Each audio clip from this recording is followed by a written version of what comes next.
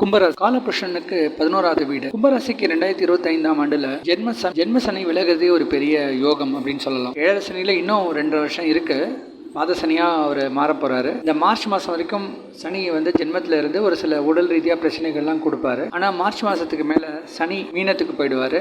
அதே போல் ஜூன் மாதம் போல் ராகு மீனத்திலேருந்து வரப்போறாரு. அதே போல் கண்ணியில் இருந்த கேது சிம்மத்துக்கு வரப்போறாரு. ஒரு பக்கம் சனி விலகினாலுமே ராகு ஜென்மத்தில் வர்றது அந்த அளவுக்கு நல்ல பலன் கிடையாது. இருந்தாலும் இவங்களுக்கு குருவுடைய பார்வை 5ஆம் இடத்துல போகக்கூடிய குரு தன்னுடைய 9ஆம் பார்வையாக ராகுவை பார்த்து ராகுவை சுகத்துவப்படுத்துறதால உடல் ரீதியாக பிரச்சனை ஏற்பட்டாலும் அதுக்கு உண்டான சொல்யூஷன் கிடைக்கும் அப்படின்னு சொல்லலாம். பாத சனி 2ஆம் இடத்துல வர சனினால கொஞ்சம் பேச்சில் ஜாக்கிரதையாக இருக்கணும். ஆனால் குருவோட வீடாக இருக்கிறதால நியாயமாகவும் நேர்மையாகவும் பேசுகிறவங்களுக்கு வெற்றி கிடைக்கும்.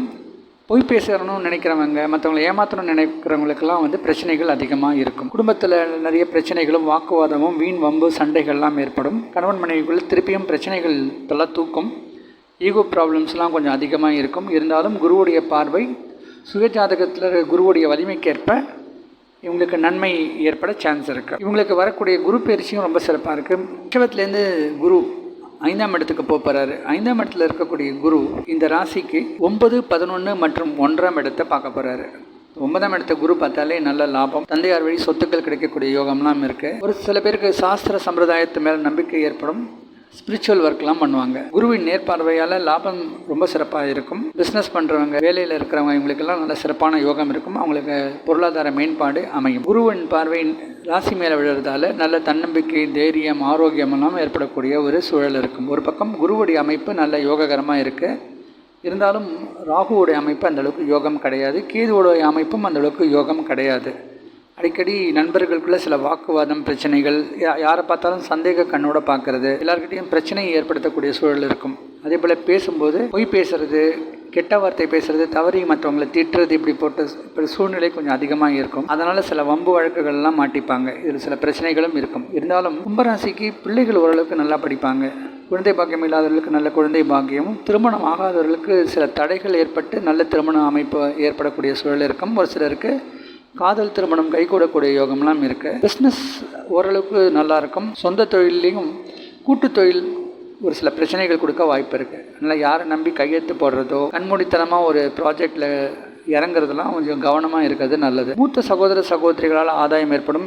அதுபோல் 2ஆம் திருமணத்துக்காக காத்திருக்கிறவங்களுக்கும் நல்ல செய்தி கிடைக்கிறதுக்கான சான்ஸ் இருக்குது. கும்பராசிக்கு இந்த 2025 ஜென்மசனி விலகிறது ஓரளவுக்கு நன்மை. இவங்களுக்கு சுமார் 80% வரைக்கும் பொருளாதார மேன்மை ஏற்படும் அப்படிங்கிறது என்னுடைய கருத்து. கும்பராசிக்கு 2025ஆம் ஆண்டில் 3 வரவு 7 செலவு, 30% ஒரு நல்ல பலனையும் 70% கெடு பலன்களையும் அனுபவிப்பாங்க. இவங்களுக்கு ஃபினான்ஷியலாக 80% வரைக்கும் நல்ல பலன் இருக்கும்.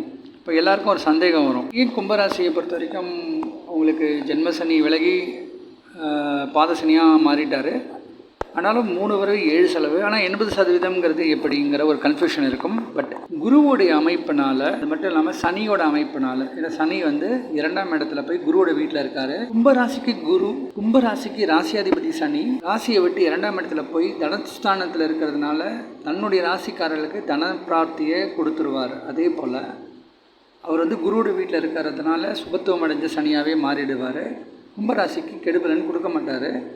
அதே போல் 2ஆம் அதிபதி 5ஆம் இடத்துல இருந்து தன்னுடைய 9ஆம் பார்வையை ராசியை பார்க்கறதால அங்கே இருக்கக்கூடிய ராகுவையும் ஓரளவு சுபத்துவப்படுத்தி 5ஆம் இடத்துல இருக்கக்கூடிய குரு ஓரளவுக்கு பொருளாதார மேன்மையை கொடுத்துருவார். அவர் லாபஸ்தானத்தையும் 9ஆம் இடத்தையும் பார்க்கறதா பொருளாதார மேன்மை கண்டிப்பாக அதிகமாக தான் இருக்கும். பணம் வந்தால் மட்டும் போருமா? ஆனால் மனசில் கஷ்டம் இருக்கும். ஒரு சில பேர்கிட்ட வம்பு வழக்குகள் இருக்கும். கோர்ட்டில் அதிகமாக பிரச்சனைகள் இருக்கும். ஒரு சில பொருட்கள் திருட்டு போகும், தொலைஞ்சு போகும். இப்படி நிறைய விரயங்கள்லாம் ஏற்படும். நம்ம ஃபினான்ஷியல் ஆஸ்பெக்ட் மட்டும் பார்க்கக்கூடாது. வாழ்க்கையில் எவ்வளோ விஷயம் இருக்குது. ஒரு சில பேர் ஹெல்த் ரீசனாக நிறைய பிரச்சனை ஃபேஸ் பண்ணுவாங்க. அதனால் நிறைய செலவுகள் பண்ணுவாங்க. கோர்ட்டு கேஸ் விஷயமாக நிறைய செலவு பண்ணுவாங்க. இப்படி செலவுகள் பார்த்தா எக்கச்சக்கமாக தான் இருக்குது. ஆனால் வரவு 80% வரைக்கும் அவங்களுக்கு இப்போது அந்த மீனராசியில் அவிட்ட நட்சத்திரம் 3, 4 பாதங்களுக்கு 75%, சதய நட்சத்திரத்துக்கு சுமார் 75%, புரட்டாதி நட்சத்திரம் 1, 2, 3 பாதங்களுக்கு சுமார் 80% வரைக்கும் நல்ல பலனை தரும் அப்படிங்கிறது என்னுடைய கருத்து.